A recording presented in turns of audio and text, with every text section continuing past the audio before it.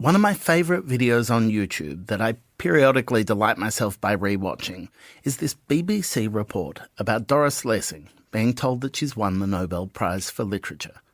In it, she climbs out of a black cab absolutely laden with these bags of groceries and looking deeply fatigued. Even before she clocks the reporters coming at her with microphones and cameras, she looks confused, even irritated, and asks who they're there to photograph.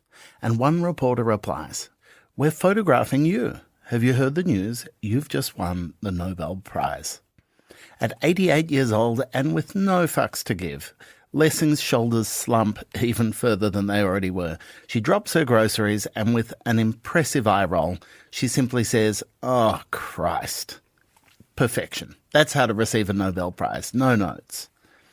The Nobel is a funny prize. It's this rarefied, generally hyper-literary Scandinavian panel who year on year ignore the predictions and the gambling odds and anoint a literary worthy with their garlands. Writers receive the recognition not for a single work, but for a body of work, or, in the case of Bob Dylan, just to piss the literary world off.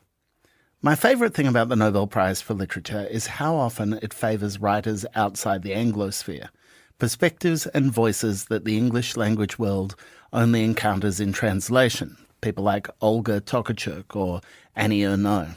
For those keeping score, Patrick White is the only Australian-born writer to win the prize, back in 1973. John Coetzee, now based in South Australia, is also a previous winner. And every year we're subjected to endless think pieces devoted to predicting that former Read This guest Gerald Murnane is a shoo-in to win. Speaking personally, I think Alexis Wright and Helen Garner might both be more plausible prospects at this point. But one way or the other, for a writer, it's an accolade that typically is more transformative than Doris Lessing's experience of being inconvenienced on her own doorstep.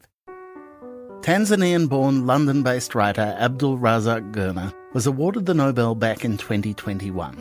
Over 4 decades, he's published short story collections and essays, but he's probably best known for his extraordinary novels, including 1994's Paradise, which was on the Booker shortlist, 2001's By the Sea, and 2005's Desertion.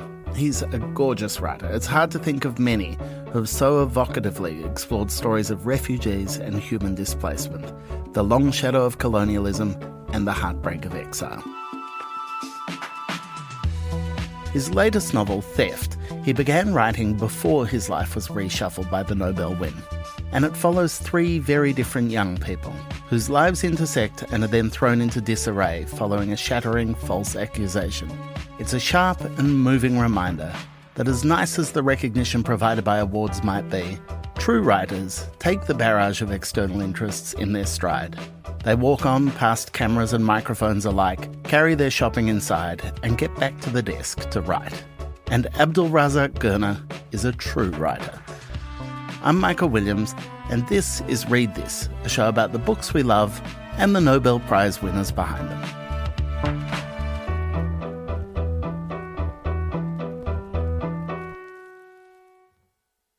I might start with what is in many ways the ultimate obvious and banal question, which is the tyranny of expectation, your first novel after being awarded the Nobel Prize for Literature, and whether that felt like a burden, or at the very least something that got into your head as you were writing Theft.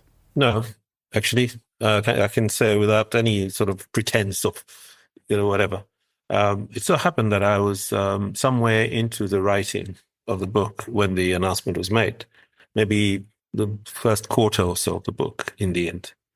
But with the announcement, that had to stop because, there was just too much going on. And my sort of slight anxiety as they're doing all these wonderful things for the next several months, or a year and several months, I should say, was when I go back to it, is it still going to be alive? And I went back to it and it was. So I just picked up and carried on. And I guess, because I wasn't writing it, but I was thinking about it, I was able to get back to it and move quite rapidly in the writing because I had so much time to plan and think and anticipate.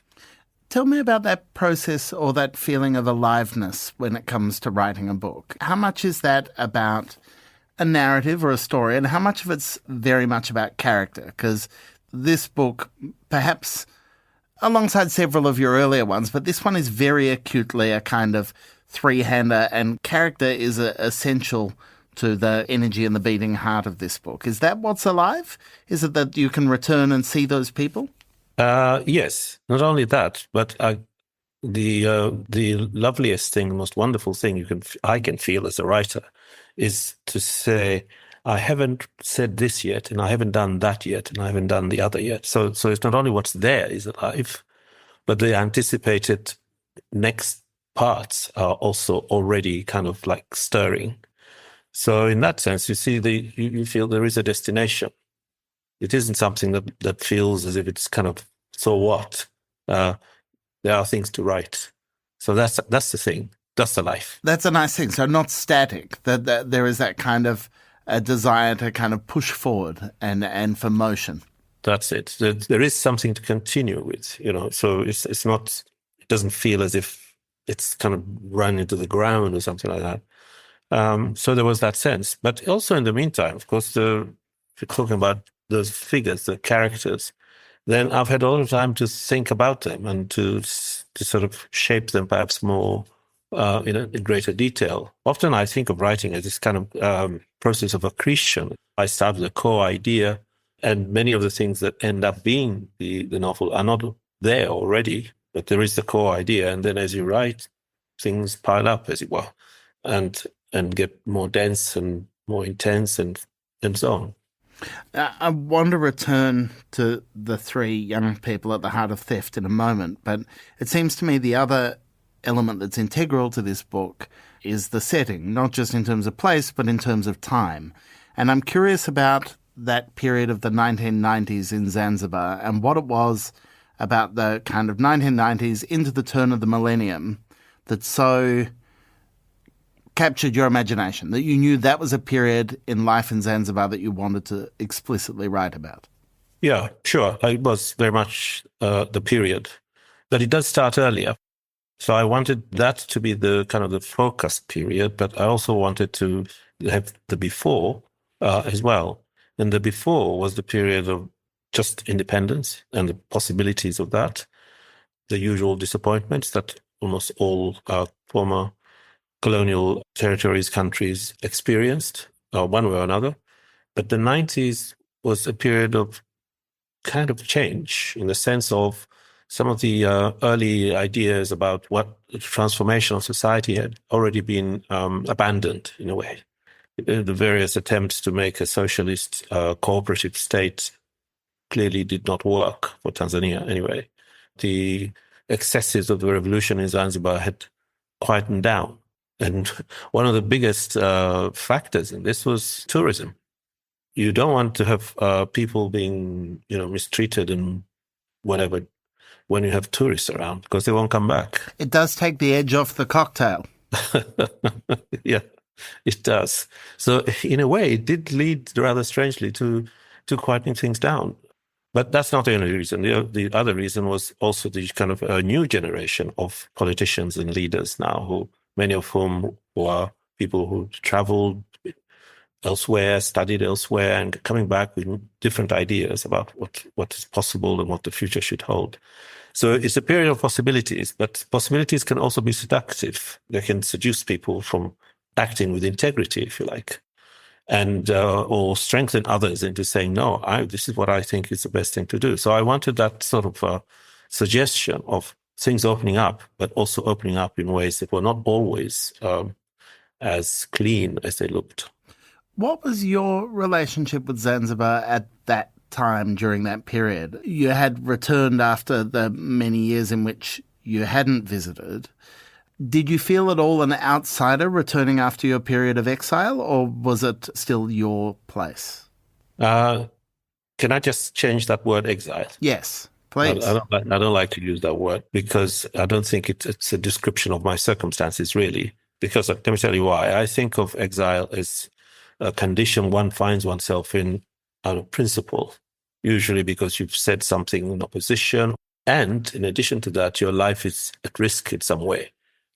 So you choose exile rather than prison or being shot or whatever it is. I left because I wanted to study. and it wasn't possible at that time. So my life was not at risk when I left. I was not in danger in any way at all. I was deprived of this or that or that or the other, but I was not in danger. I think of exile as an honorable, dignified, indeed admirable position. I don't claim that for what I did, which was to leave in order to improve my life.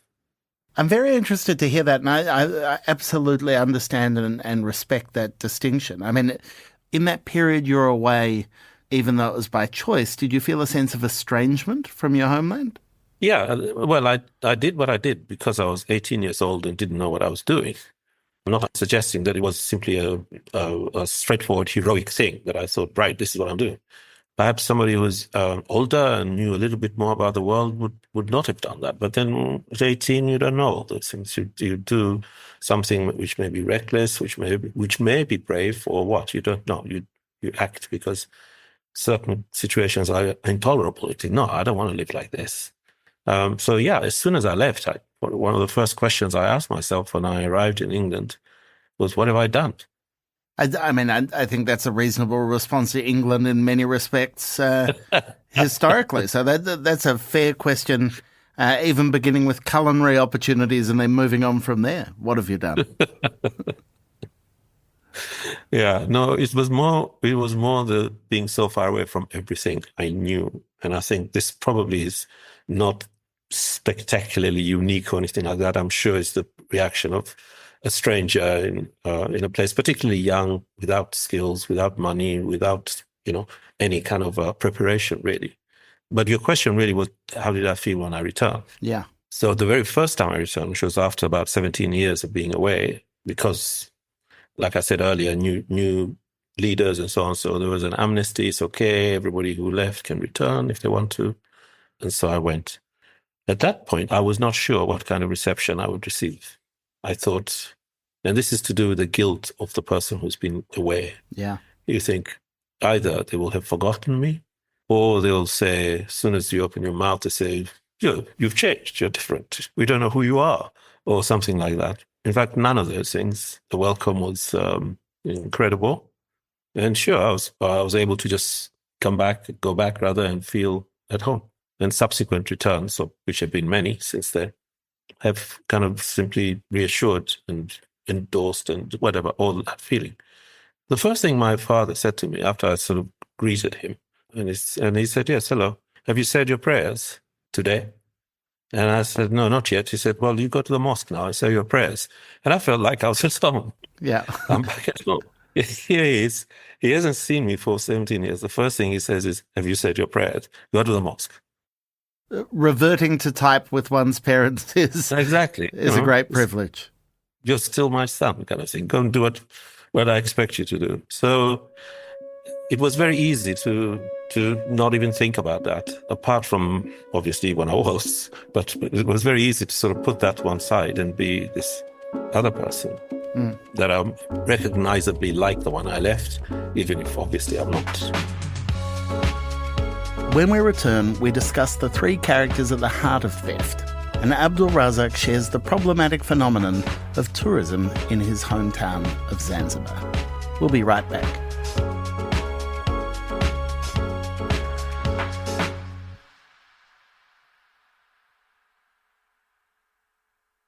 So, coming back to theft, of the kind of central characters, Karim, Fawzia and Badar, was one of them prominent in the conception of this book, or was it the interplay between the three of them that was your kind of inciting idea?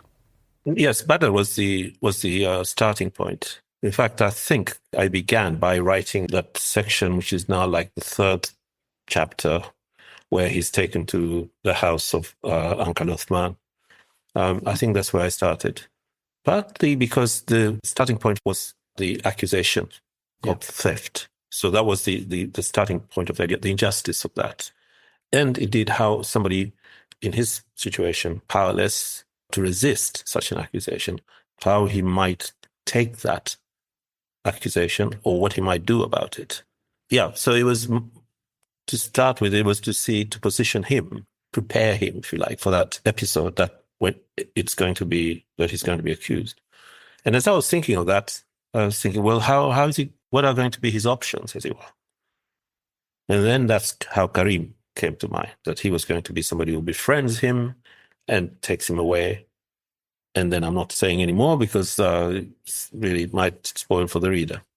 Part of what I think is so acutely realised in this book is that the nature of a wrongful accusation is so embedded in ideas about how you are perceived by others and the ways in which they get to define who you are and what your capacity and your limitations are.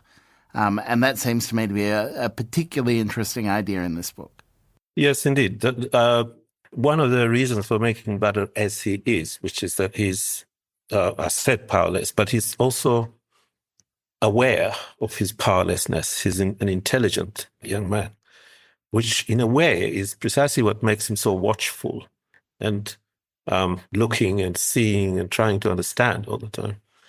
So for me, it seems that this is his greatest defense. He doesn't protest. He doesn't try to defend himself against these accusations, or rather, he does only feebly, as it were, but he doesn't have an answer because he has no position. He has no power. He has no support. But what he has is this ability and capacity to see and kind of think about it and learn something. And as you know, as you said, you've read so many of my books, I'm always interested in how people manage to draw back from a traumatic situation, a situation which is oppressing them. How do they find the means to retrieve something from that, to get out of that? Whereas somebody like Karim moves on because of his dynamism, I suppose, is his ambition, etc. Somebody like Badr doesn't move on, but kind of calmly tries to understand. And at the heart of that is that kind of relationship between passivity as a character and active kind of engagement. And, you know, between those two, that becomes a kind of a major point of tension. There's that, and I'm sorry, I'm going to misquote this, but there's a wonderful moment when Badr thinks to himself, I've learned to endure. That, that steadiness, that not being reactive, that not defining yourself in opposition to the things that happen to you can be a virtue in and of itself. Well, especially if you don't have the means to defend yourself. If you don't have the means to say, that's nonsense, I'm not having that, don't talk to me like that, or something like that, it won't achieve anything because of the situation that he's in. But in any case, it's also a kind of defense. Courtesy and silence and whatever can sometimes work to disarm. Tell me about the kind of third key figure in the present-day narrative, or the latter narrative of the book, Fawzia. Tell me about her and where she came from and how you see her. Well, I got interested in the idea of epilepsy as I started to write. And somehow, this is what I think of as writer's luck. I had this idea that I was starting to work on Badr, and I heard a story of somebody I knew whose son was born epileptic, and very intelligent young man, really talented, and the anxieties and difficulties that the parents had for this boy, this young man growing up. I think he was about 14 then. And so I became interested in the idea, well, what are the symptoms? What is it? How can it be dealt with, if you know what I mean? And in the circumstances of a place like Zanzibar, where really health services are not very advanced still, in fact, if anything, they've gone down, how would that have been perceived? And how would the parents would have coped with that? So that both gave me Fawzia, but it also gave me Fawzia's parents, in a way, to see how they might cope, particularly the mother.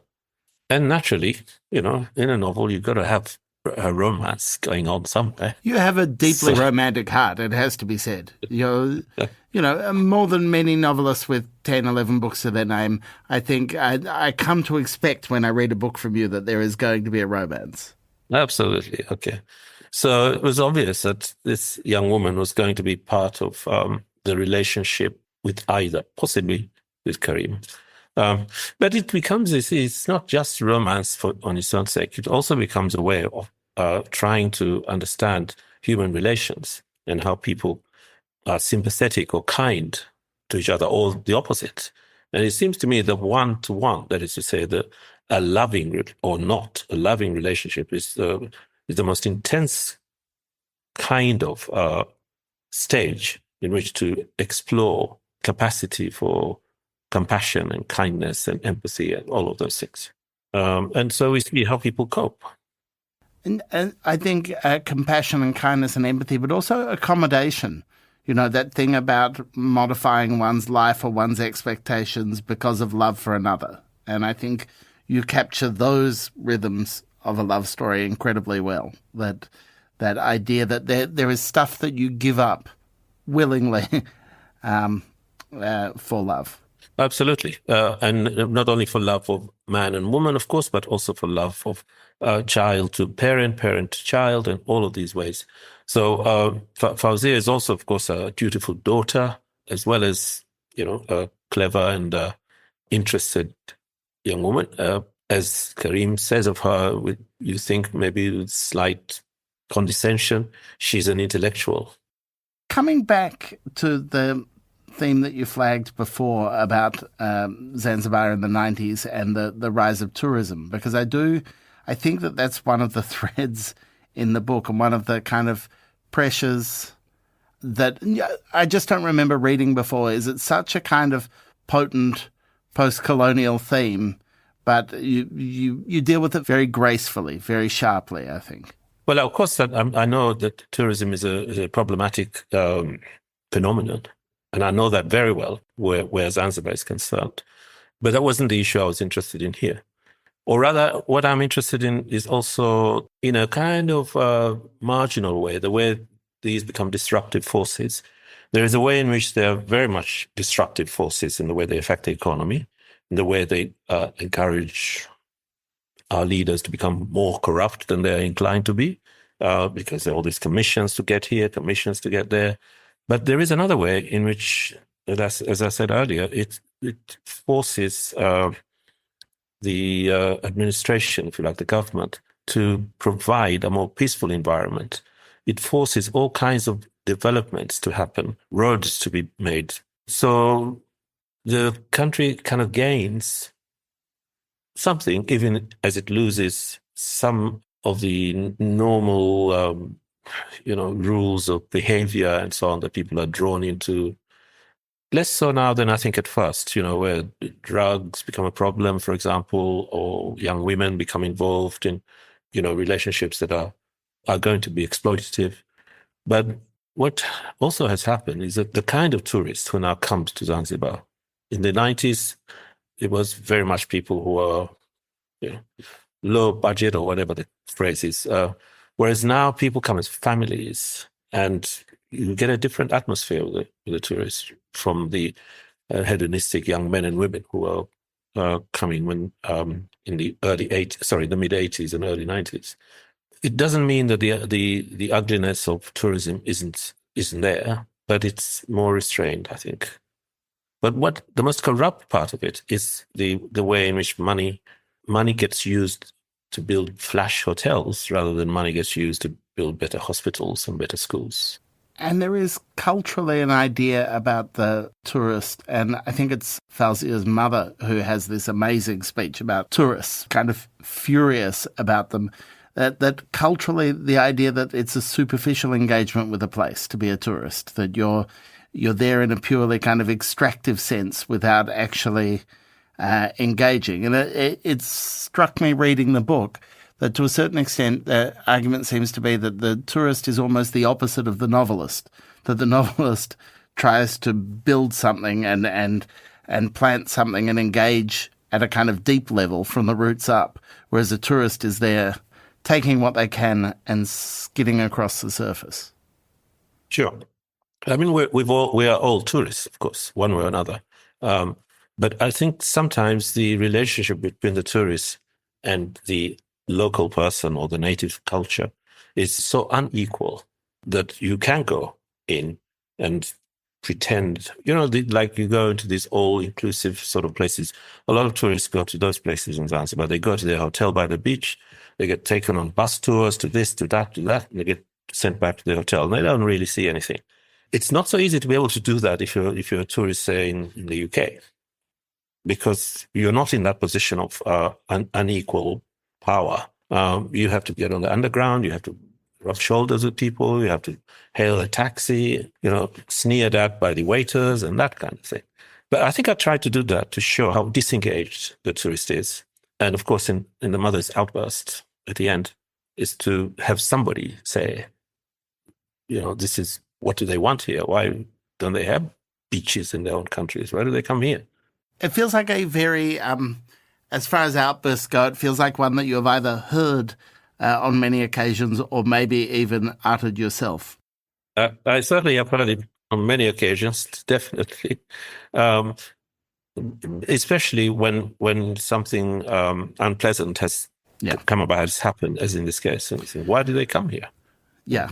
But even then, you undercut it. There's a wonderful idea about all ages imagine they knew what was of value and now no longer do. That this is, that we all have this kind of failure to see the ways in which we're guilty of some of the same things. Yes, although, of course, that is an aspirational talk. There is an argument about that because I think it's the mother who says that, or the father, and it's Fawzia who says, but we need them. Yeah. They bring money, so we need them. So both sides, there is an argument to be made on both sides. Abdulrazak Gurnah's latest novel, Theft, is available at all good bookstores now.